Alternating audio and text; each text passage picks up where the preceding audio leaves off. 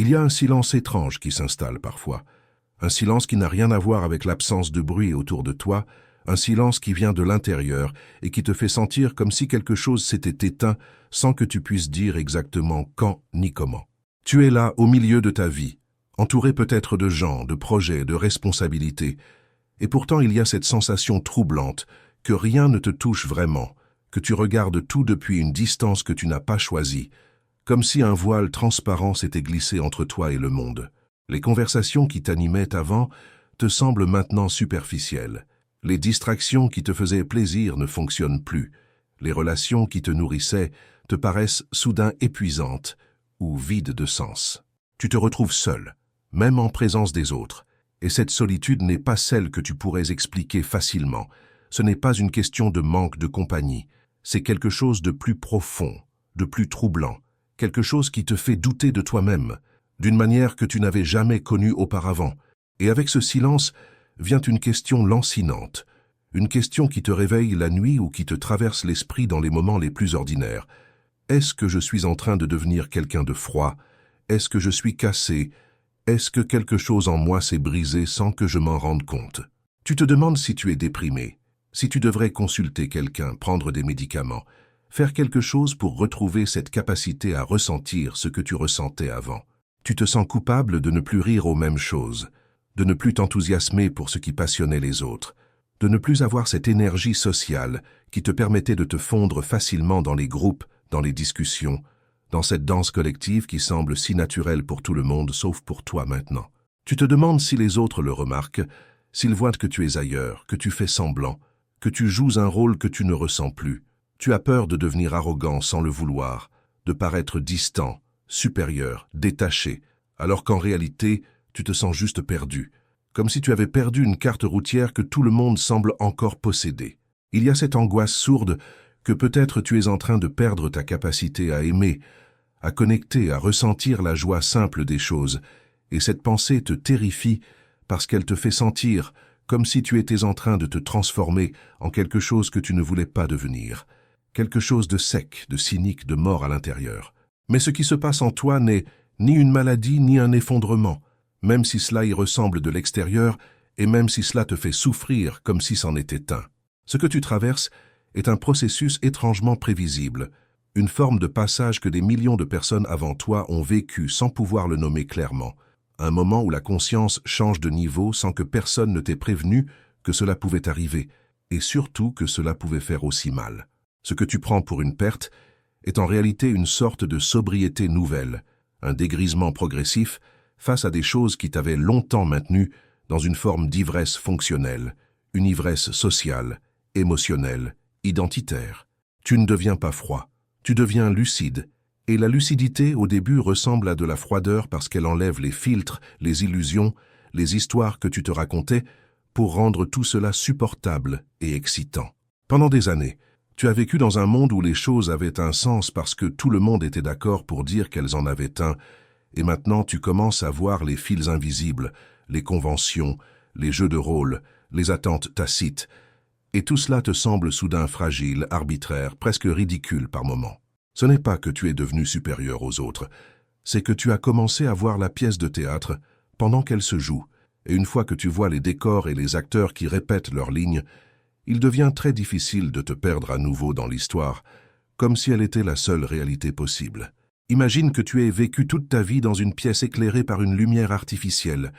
une lumière qui rendait tout coloré, vivant, excitant, et que soudain cette lumière s'éteint, et que tu te retrouves dans une clarté naturelle, froide, neutre. Au début, tout te semble gris, terne, moins beau, et tu penses que quelque chose a été perdu, que le monde a perdu ses couleurs. Mais en réalité, ce n'est pas le monde qui a changé, c'est ton regard qui a cessé d'être filtré par cette lumière artificielle qui te faisait voir les choses d'une certaine manière, qui amplifiait certains aspects et en cachait d'autres. Cette lumière artificielle, c'était tout ce système de stimulation constante, de validation sociale, de distraction émotionnelle, de recherche de plaisir immédiat, de besoin de sens emprunté aux autres, de peur du vide, de fuite permanente devant le silence. Pendant longtemps, tu as couru après des choses, des expériences, des relations, des accomplissements, non pas parce que tu les voulais vraiment au fond de toi, mais parce que tout le monde autour de toi les poursuivait aussi, parce que cela semblait être ce qu'il fallait faire, ce qui donnait de la valeur, ce qui te rendait acceptable, aimable, respectable. Et maintenant, quelque chose en toi a cessé de vouloir participer à cette course, non pas par paresse ou par désespoir,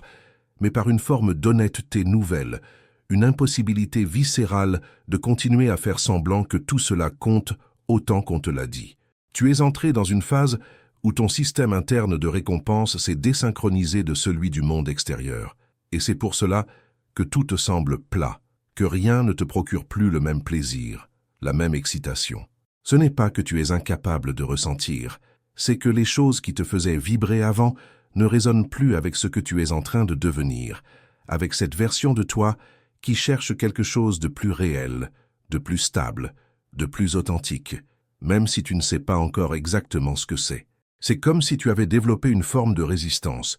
une immunité aux stimulations superficielles,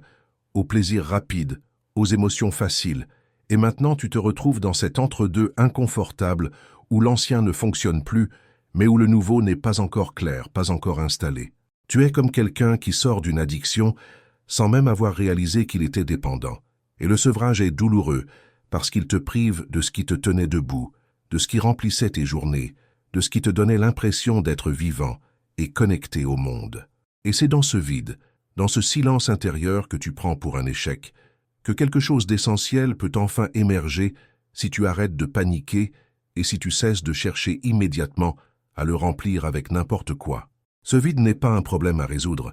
c'est un espace qui s'ouvre, un espace qui était toujours là, mais que tu avais rempli compulsivement de bruit, de mouvements, de projets, de relations, de distractions, parce que le silence te faisait peur, parce qu'être seul avec toi-même te semblait insupportable. Maintenant, tu n'as plus vraiment le choix. Tu es face à toi-même, face à ce que tu es vraiment quand tu enlèves tous les rôles, toutes les attentes, toutes les performances. Et c'est terrifiant, parce que tu ne sais pas encore qui est cette personne.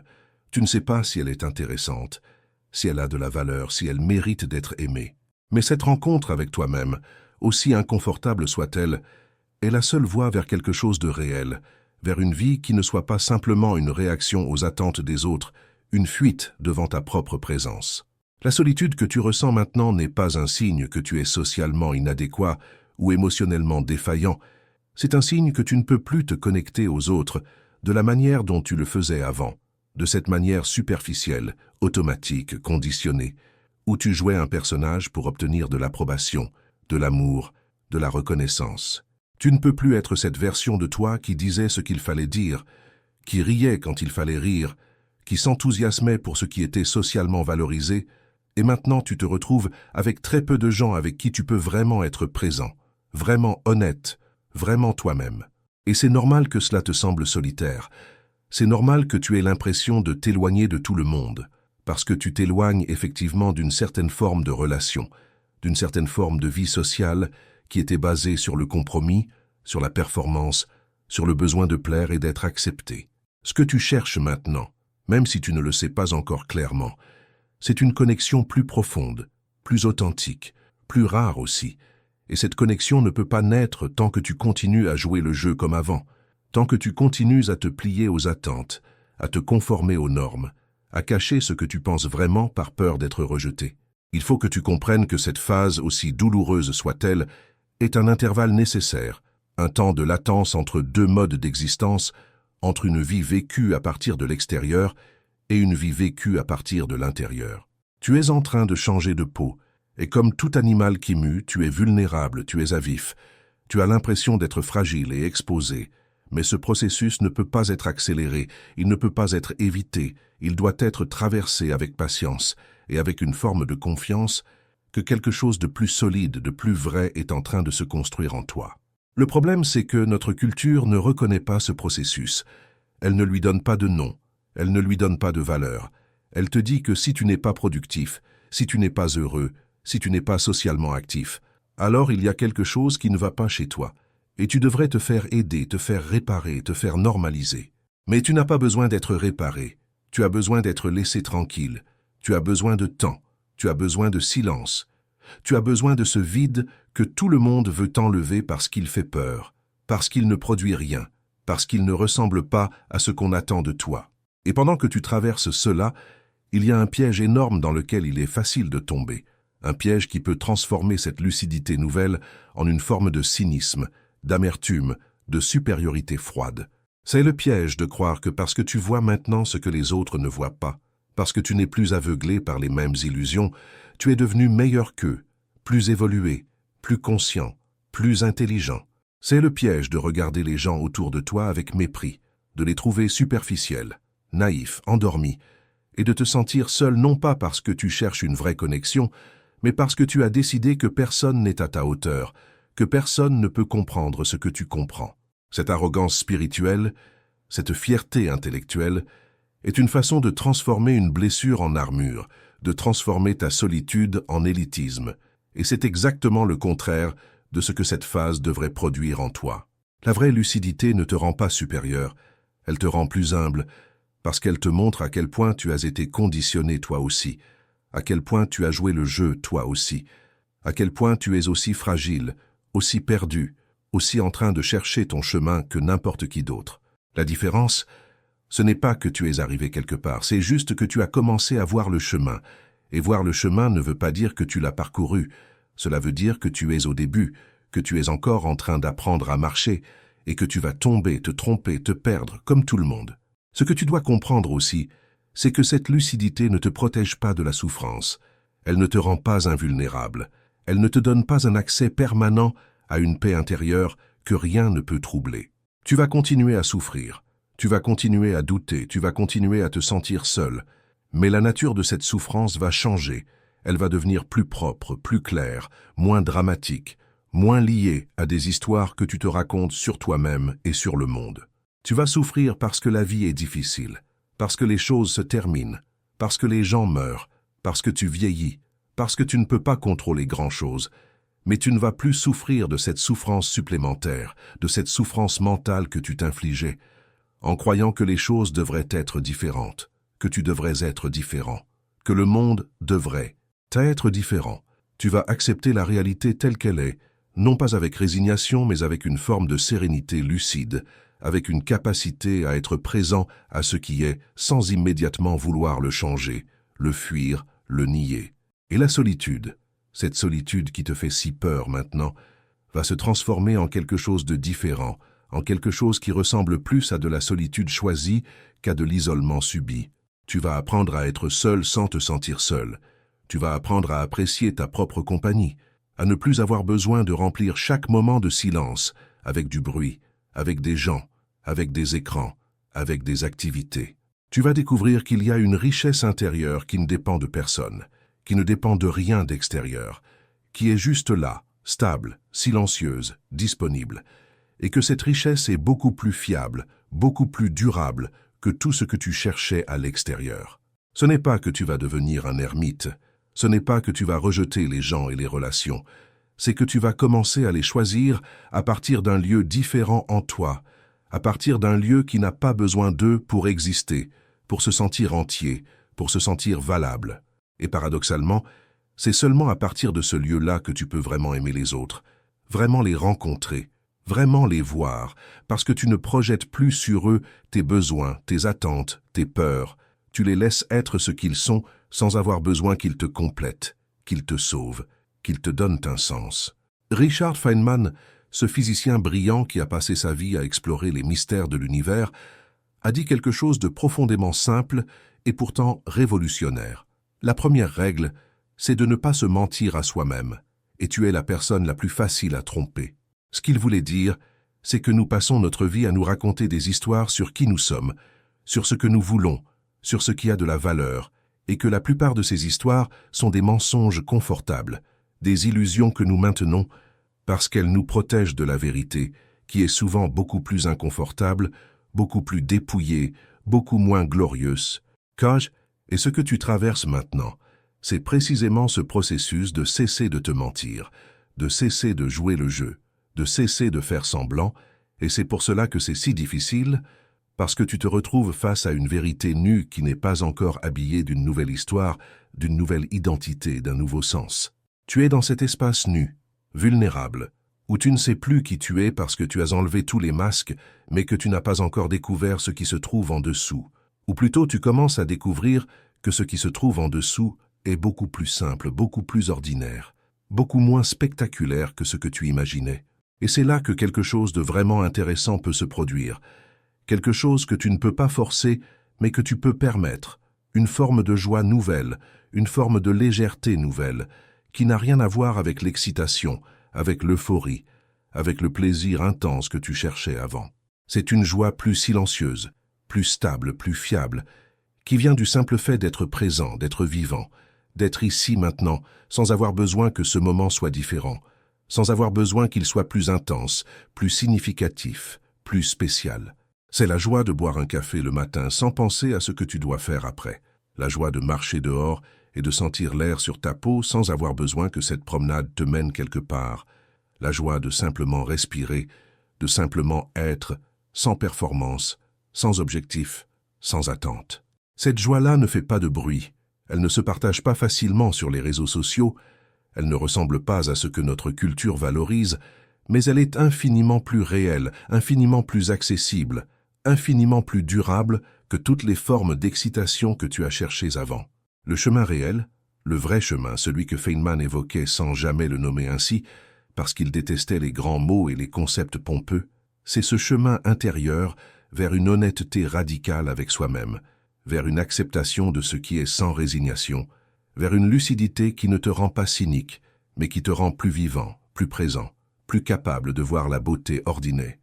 qui est là, partout, tout le temps, mais que tu ne voyais pas parce que tu cherchais quelque chose de plus grand, de plus spectaculaire, de plus validant. Ce chemin commence par cette solitude que tu vis maintenant,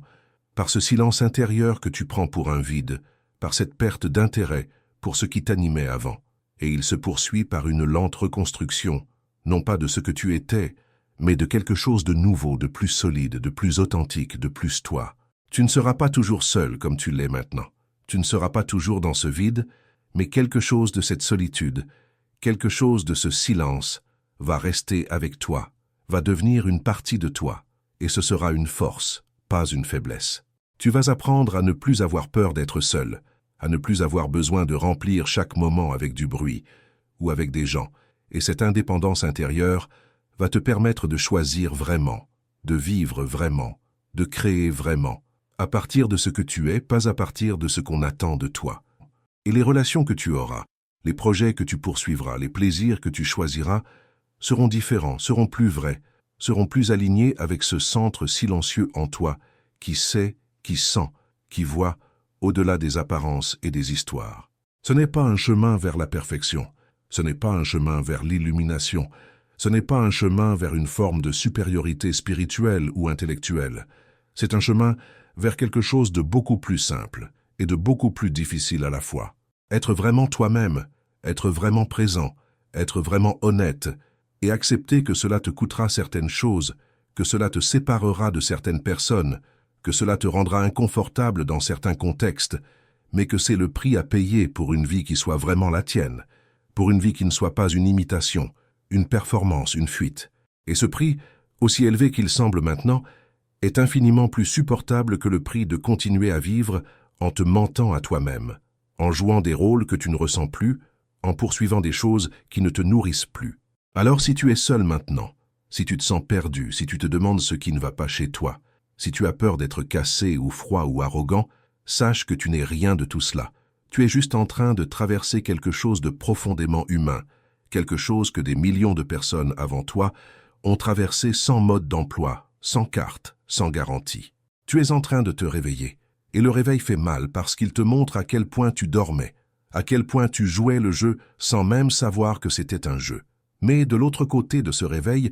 il y a une clarté, une liberté, une paix qui ne dépend de rien d'extérieur, qui est juste là, stable, silencieuse, réelle. Et cette paix-là, personne ne peut te la donner et personne ne peut te l'enlever, parce qu'elle vient de ta capacité à être présent à toi-même, à accepter ce qui est, à cesser de fuir, à cesser de mentir, à cesser de jouer. Le chemin réel n'est pas un chemin vers le haut, vers plus, vers mieux. C'est un chemin vers l'intérieur, vers moins, vers plus vrai. C'est un chemin qui commence par ce silence que tu vis maintenant, et qui continue par une lente, patiente, humble reconstruction de ta vie à partir de ce centre silencieux qui sait, qui sent, qui voit. Et ce chemin, personne ne peut le parcourir à ta place, personne ne peut te dire exactement comment faire, parce que c'est ton chemin, unique, personnel, intime. Tout ce que je peux te dire, c'est que tu n'es pas seul à le parcourir, que ce que tu ressens est normal, que cette solitude est temporaire mais aussi nécessaire, et que de l'autre côté, il y a quelque chose de plus réel, de plus stable, de plus lumineux que tout ce que tu as connu avant. Alors continue, reste avec toi-même, traverse ce vide sans paniquer, sans chercher immédiatement à le remplir, et laisse cette lucidité nouvelle te transformer lentement, profondément, vraiment.